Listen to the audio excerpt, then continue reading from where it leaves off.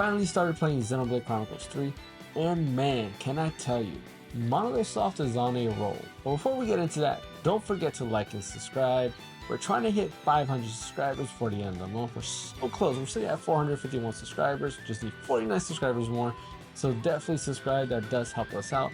As well as don't forget to share the channel. It does help us out as well. If you do like what we do, you'll go ahead and spread the word. Without further ado, let's go ahead and talk about Xenoblade Chronicles 3.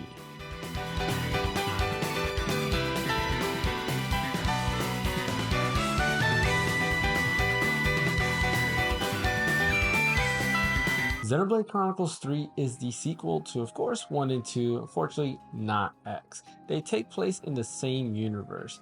Now, I can go as far as saying this, you probably don't really need to play 1 and 2 to kind of get a hold of 3, but I'm only in the first about 12 hours of the game, so that might change. But as far as I know, as of right now, it seems that you could start this game off without knowing anything about 1 and 2, and you won't be really lost. I mean, honestly speaking, I'm kind of lost. I'm trying to put the pieces together and try to actually figure out how does this kind of fall in place with 1 and 2, and I haven't really figured that out yet. But of course, I know the more I play, probably the more that will be revealed. But as of right now, that's where I'm sitting at.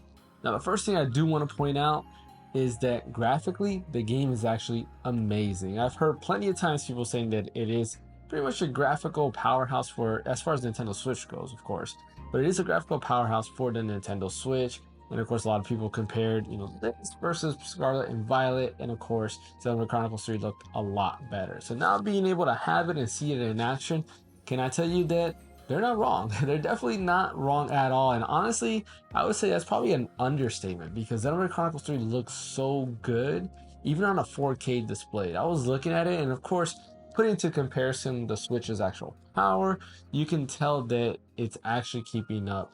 Now, Monolith Soft is using their upscaling technique, so it's not really fully, native resolution. They are using their own version of like DLSS, so they're getting their own version of that going on. So things do look better than what they are. And of course, you can kind of see it in action when you actually turn the camera pretty quick. Or if there's some fast movements, you do see a little bit of the pixelation falling in. But other than that, it's been a smooth experience. Everything looks actually really good. Like the water looks pretty clean.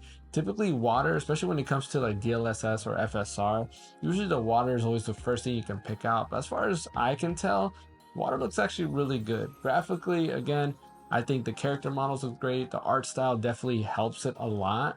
And when you compare it to something like Xenoblade Chronicles 2 or even 1 Definitive Edition, this definitely looks way better than both of those. Not only that, the world is, at least so far, it seems a lot bigger than 1 and 2. So for it to even look a lot better, that's pretty much a big technical, I don't know what you want to say. Yeah, it's a technical wonder, I guess you could say, especially going on the Nintendo Switch. But of course, if you've ever played a Nintendo Switch game, or rather, if you ever played a PS5 or an Xbox game, or even a PC game, yeah, it doesn't compare to those graphics. But nonetheless, if you keep in mind that this is the Nintendo Switch we're talking about, then you'll actually wonder why does Scarlet and Violet look so bad compared to this game. Now let's actually go ahead and start talking about the story. So the story stars Noah and his group of friends rather going through, and there is a battle going on between, I believe it's pronounced Kevis and Agnes. They're two different opposing sides just constantly fighting, and it gets to the point where they're just kind of wondering, why are we still fighting? Now somebody does show up and tries to talk sense to them, let them know that they're not really each other's enemy, but rather the real enemy is out there, and it goes from there. I don't really want to go into too much because there is spoiler territory, especially if you want to know what's going on in the story. But overall, it's one of those where it does lean you in, and there is a little bit of mystery because they don't give you a lot of information in the beginning, so you're still trying to figure out who is this real enemy, what is their end goal, and why is all this happening. So I do like that they have that mystery, because for me, especially when it comes to RPGs, story is what matters. And the story does have me wondering what is going on, who are these people, what do they really want, and why are they forcing these two sides to continuously fight. What we do know is that they have a 10-year lifespan, so it seems when they're born probably around like an 8-year-old or 9-year-old. I'm not sure if later on it tells you the actual age they're born, but they look somewhere in between those ages. And then of course they live for 10 years, so I guess maximum lifespan will be like 19 years old, 18 years old, somewhere around there. and everybody's just kind of come to, agreement that that's just how life is. They have a 10-year lifespan. They're born just to fight and kill the other side and then be on their way. And of course, Noah's one of those guys. It's like, well, it doesn't sit right with him. He doesn't feel that's right, and he does a little bit of wondering of what's going on here. And of course, that kind of motivates him to continue moving forward. Now, I should probably mention this might be a little bit of a spoiler. Now, battle system in place, it probably has the best battle system in the Xenoblade Chronicles series. Honestly, part one started off, and in my opinion, part one is actually the weakest of them all. Now, to be fair, it was on the Wii, so it's a little bit slower style. But Xenoblade Chronicles 2 did have something going on. I really did like it, especially later on in the game. If you start off with Xenoblade Chronicles 2 and you're wondering it's pretty slow, you gotta get a lot further into the game to actually notice the difference. But as far as the combat goes, there's a lot of things going on, and personally I do like it because you're constantly looking at your menu or your HUD to kind of see what's going on, what abilities you have available, swapping out, being able to go ahead and use other people's specials and so forth. And Xenoblade Chronicles 3 kind of borrows all those elements and puts them in 3, but simplifies it a little bit more. And I like it. Actually, I like everything about it. They do a great job of implementing those features that I liked about 2, while also implementing features from 1 as well. The cool thing about the battle system that I really do like is your party is filled up of both sides, right? You have Agnes and Kevis, and each of the sides, they actually have a different style of gameplay. So, for example, I believe I might be wrong in this, but I believe it's Kevis. Their fighting style is their gauge actually continuously recharges. So as you're auto attacking, their skill gauge actually goes ahead and auto recharges so that you can go ahead and use the skills. While Agnes, on the other hand, their gauges, after each attack, their little gauge fills up more and more.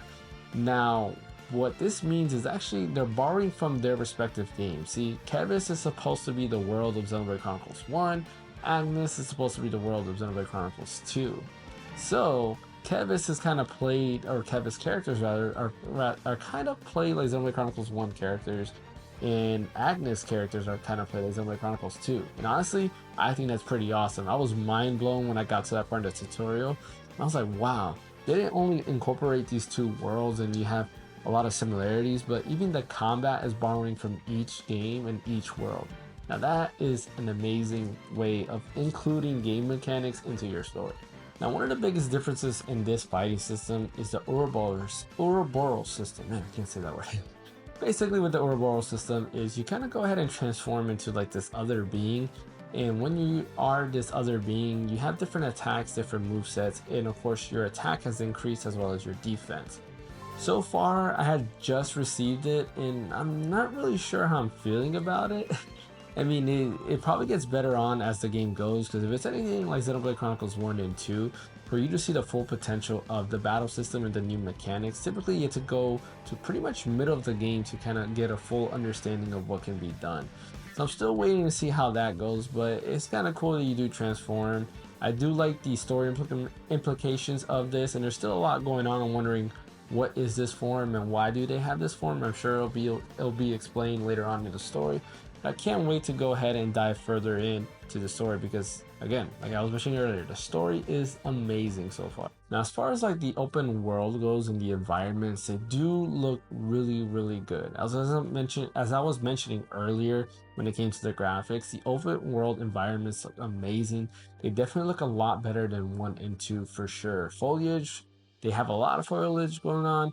Actually, and with the art style and the art direction they're using, everything just looks really, really good. I was actually very, very impressed. Again, I played it on my 4K display. I also played it on the Switch OLED itself. In both ways, it looks really, really good.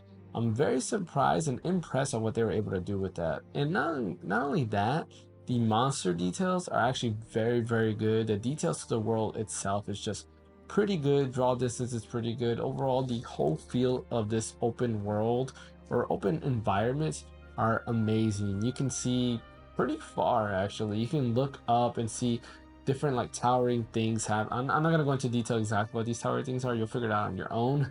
But you can see them in the distance pretty clearly, and I always like that.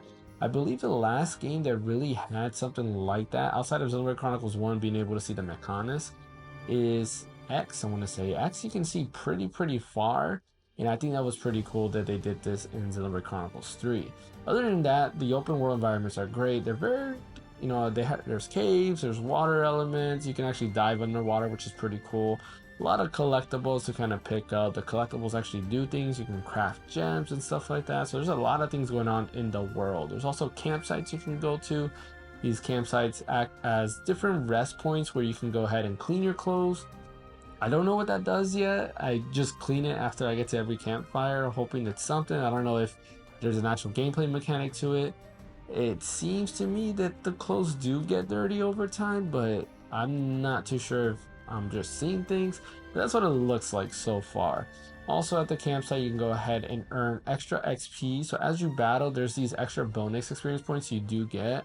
And at the campsites, you can go ahead and just use up those extra XPs to level up as well, which is pretty neat. It can help you out if you're in a pinch. So for example, if you're level 17, you're fighting an enemy, you need to get to level 20. If you have enough bonus points, you can just level up to level 20 rather than have to grind. So it eliminates a little bit of the grinding, which is kind of cool. There's also a cooking mechanic, which is nice. The cooking mechanic basically gives you different buffs, similar to other RPGs. So you can have like experience points boost, the G points boost. I'm not sure if they're actually called gold or if it's called anything, but G is the currency in the game. So you can get a boost from what you get from there. What else is there? There's gem crafting, so you can kind of craft gems similar to Xenoblade Chronicles 1, but the way the gem system works is a little bit different. So when it comes to gem crafting, basically you find materials, you go ahead and craft these gems. Now the neat thing about crafting these gems is you only need to craft one, and of course you can equip it to all your party members. I think that's pretty great. When it comes to that, basically you can go ahead and have, for example, an attack +5 or attack +20, whatever the case it might be.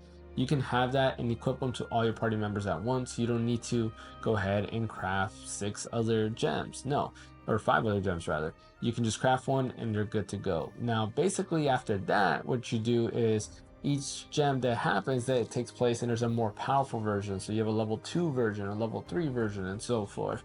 So instead of going ahead and craft another one, you would just craft and make that gem stronger. And of course you would equip it to your current party members. Now there's different gem types.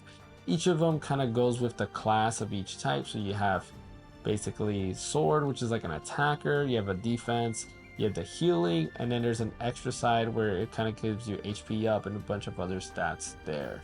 So you can kind of custom build your character however you like it. You do start off with just one slot for a gem, but as you level up, you do gain another slot as well. Now, one more thing I do want to mention is there is DLC called Future Redeem. That one for sure you would have to play 1 and 2 to get understanding of what's going on, because you do see returning characters from part 1 and part 2, and there's other story implications on what are they doing in this world. So highly recommend playing 1 and 2 before you play the DLC. And as far as 3 goes, I still recommend playing 1 and 2 before you play 3, because I do feel that there's still a lot of overlap and there's still a lot of story stuff that I feel that you might not understand fully unless you play 1 and 2.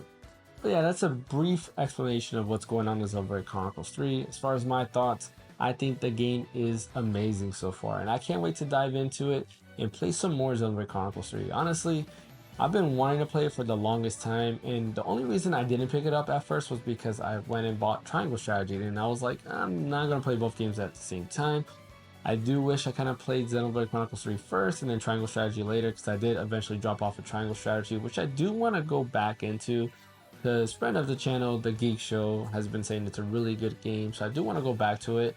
And hopefully I can get my mind changed, because I did enjoy it somewhat. It just didn't fit, or rather it didn't scratch that Final Fantasy Tactics itch. I really thought it was going to be the spiritual successor of Final Fantasy Tactics. But yeah, let me know in the comments below. What do you think about Xenoblade Chronicles 3? Have you played it yet? Have you picked it up at all? Are you just waiting?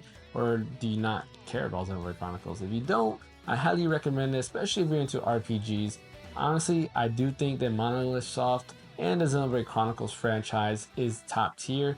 They're probably the best franchise out right now. I did make a video about that earlier, saying that they are the best franchise currently as far as RPGs go, and I do stick by that. After playing Xenoblade Chronicles 3, I do think that they are the best, and I cannot wait to play whatever new game they're cooking up next. There are rumors that Monolith Soft will be revealing a brand new IP soon. As much as I want something else in the Xeno series, I guess you could say. I was gonna say Xeno Saga, but we all know that's a game. Yeah, Xeno Saga remake would be pretty cool. But anyways, as much as I do want something there, I do kind of wonder what they will do in another world. I don't know. I like the whole mix of sci-fi mixed with I don't want to say like medieval because it's definitely not medieval, but the sci-fi fantasy. There we go.